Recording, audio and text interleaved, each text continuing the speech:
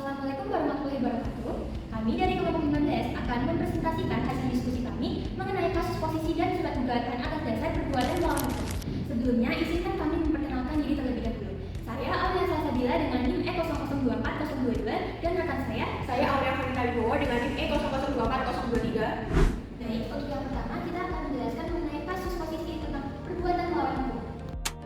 Nah, peristiwa hukum ini bermula pada tanggal 14 Juni tahun 2019 ketika saudara Asama Hendra Wijaya, seorang pengusaha di bidang distribusi logistik, mengajukan permohonan fasilitas modal kerja kepada PT Bank Pemerintahan Rakyat atau BPR dengan Mandiri cabang Semarang. Nah, dalam perjanjian ini, Hendra ini disetujui untuk menerima kucuran dana sebesar 3 miliar 500 juta rupiah dengan jangka waktu pelunasan selama 12 bulan yang dibutuhkan bagi penguatan armada transportasi perusahaannya.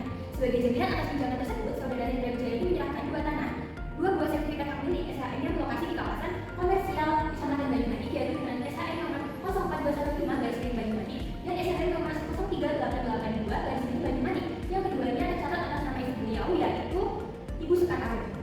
Kemudian memasuki bulan Maret tahun 2020, seiring dengan adanya peluang ekspansi bisnis pengiriman barang kebutuhan pokok, saudari Hendra ini kembali mengajukan penambahan plafon kredit atau top up sebesar 1 miliar 750 juta rupiah. Nah, pihak BPR dan ini menyetujui permohonan tambahan tersebut dengan syarat adanya penguatan agunan guna menjaga rasa kecukupan jaminan terhadap total pinjaman yang kini telah mencapai 5 miliar 250 juta rupiah.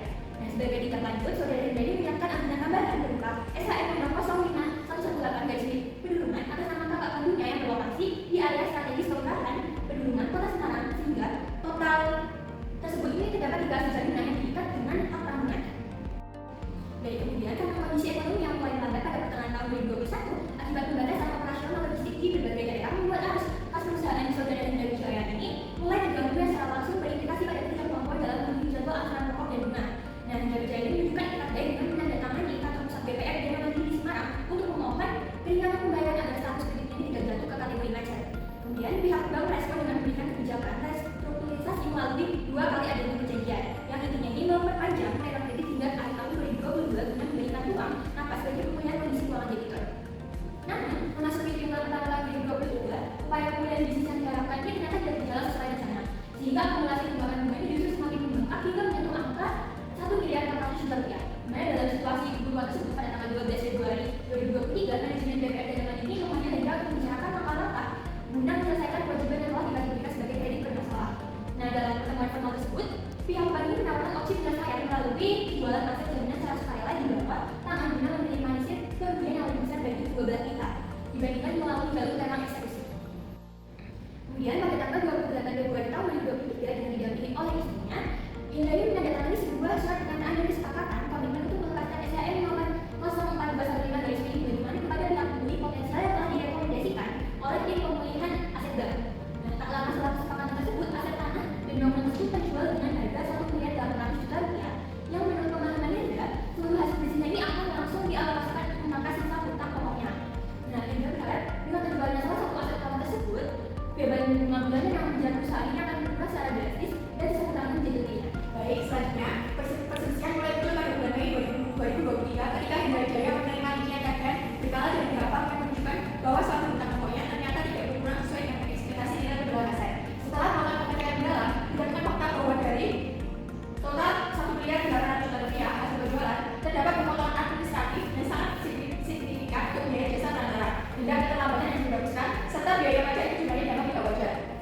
Hendra Wijaya merasa bahwa transparansi informasi mengenai berbagai hasil penjualan tersebut tidak pernah diberikan secara tertulis dan berdasar sejak awal transaksi dilakukan. Keadaan semakin memburuk saat Hendra Wijaya mendapat bahwa pihak BPR dan Mandiri tetap melakukan upaya penagih lapangan dengan menggunakan basis data hutang yang belum diperbarui, seolah-olah transaksi penjualan aset pada beberapa bulan tersebut belum terjadi. Hendra Wijaya menilai tindakan bank yang tidak sinkron antara realita eksekusi aset dengan tindakan administratif di sistem perbankan merupakan bentuk kelalaian serius yang merugikan musuhnya seperti itu. Ketika didasarkan status tindak hutang ini dibuat Hendra Wijaya sulit untuk mendapatkan kepastian hukum mengenai aset-aset jaminan lainnya yang masih ditahan oleh pihak bank. Selanjutnya, Hendra Wijaya juga merasa keberatan atas sikap dan manajemen bank yang saya sepihak menetapkan biaya penalti tambahan meskipun ia telah bersikap kooperatif dalam membantu proses penjualan aset jaminan tersebut. Ia menganggap bahwa bank telah melakukan prinsip pelimpahan konsumen sebagaimana diatur dalam peraturan otoritas jasa keuangan, terutama mengenai transferasi biaya dan kewajiban bank untuk utamakan pengamatan yang tidak adil. Merasa hal ini semakin salah telah terjadi oleh praktik perbankan yang tidak transparan. Hendra Wijaya mulai menyatakan hukum yang bebas. Kekecewaan Hendra Wijaya memuncak ketika permohonannya untuk mendapatkan surat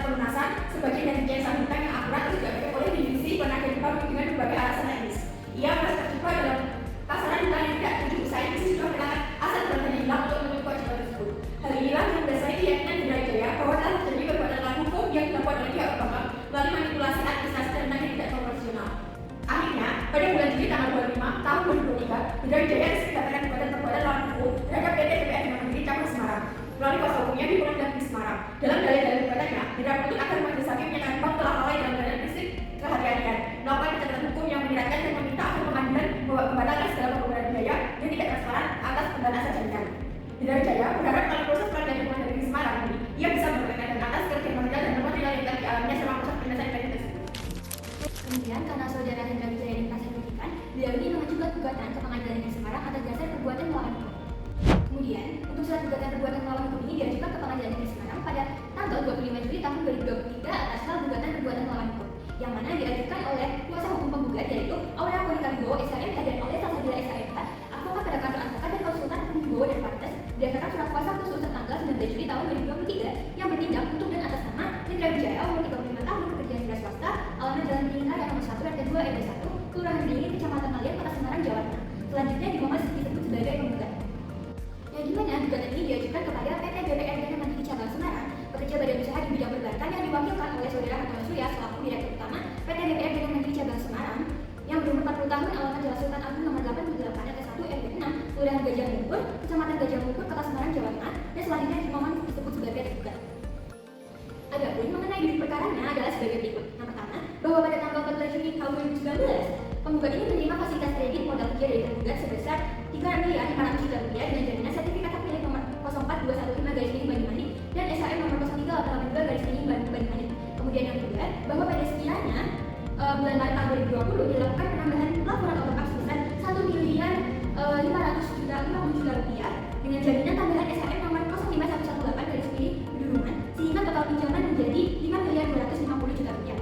Kemudian yang ketiga, bahwa akibat dampak ekonomi sekiranya pada tahun 2021, penggugat ini mengalami kendala pembayaran dan telah dilakukan restrukturisasi melalui adendum perjanjian hingga akhir tahun 2022. Dan yang keempat, bahwa pada tanggal 28 Februari 2023 atas kesepakatan sukarela kedua belah pihak, penggugat ini menjual SHM nomor 04215-Banyumanik senilai Rp1.800.000 untuk lunasi utang pokoknya. Selanjutnya, nomor 5, bahwa tergugat tidak melakukan pemotongan saldo utang pokok secara transparan dan justru membayar biaya administratif, denda, dan biaya penanganan atas pihak yang tidak diperjanjikan sebelumnya. Yang keenam, bahwa berdasarkan pada pasal 1365 BW yang menyatakan ia perbuatan yang melanggar hukum dan membawa kerugian kepada orang lain. Kewajiban orang yang menimbulkan kerugian itu karena kesalahan untuk menggantikan kerugian tersebut. Selanjutnya, yang ketujuh, bahwa perbuatan yang tergugat telah memenuhi unsur dari pasal 1365 sebagai berikut. Yang pertama, perbuatan melanggar hukum yaitu tergugat mengabaikan prinsip kehati-hatian perbankan dan terskelasi biaya dengan tidak memperbarui data hutang bukan pasca penjualan aset. Yang kedua, kesalahan yaitu tergugat melakukan penagihan agresif menggunakan data yang tidak akurat dan membayar biaya pihak.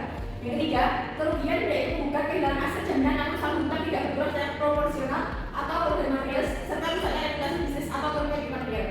Lalu yang keempat, hubungan kausalitas antara kesalahan dan kerugian yaitu kerugian yang dialami penggugat adalah berlangsung dari manipulasi administrasi dan kelalaian catatan yang dilakukan tergugat. Selanjutnya, berdasarkan hal tersebut di atas, maka penggugat memohon kepada Pengadilan Negeri Semarang berkenan untuk memeriksa dan memutuskan perkara ini sebagai berikut. Primer, yang ke-1, mengabulkan gugatan penggugat untuk seluruhnya. Yang kedua, menyatakan sah dan berdasarkan stat jaminan atau proses perhitungan baseline yang telah dilaksanakan. Yang ketiga, menyatakan menurut hukum bahwa para penggugat telah melakukan perbuatan melawan hukum atau on right mati debt. Yang keempat, menghukum para penggugat untuk melakukan pencatatan ulang dan pengurangan saldo utang pokok penggugat sebesar nilai isi penjualan aset Rp1.800.000. Yang kelima, menghukum para penggugat untuk membayar ganti rugi material dan material kepada penggugat sebesar Rp1 miliar. Yang keenam, menyatakan putusan ini dapat dilaksanakan lebih dahulu sekalipun ada upaya hukum verset banding atau kasasi atau youth for bridge forum. Yang ketujuh,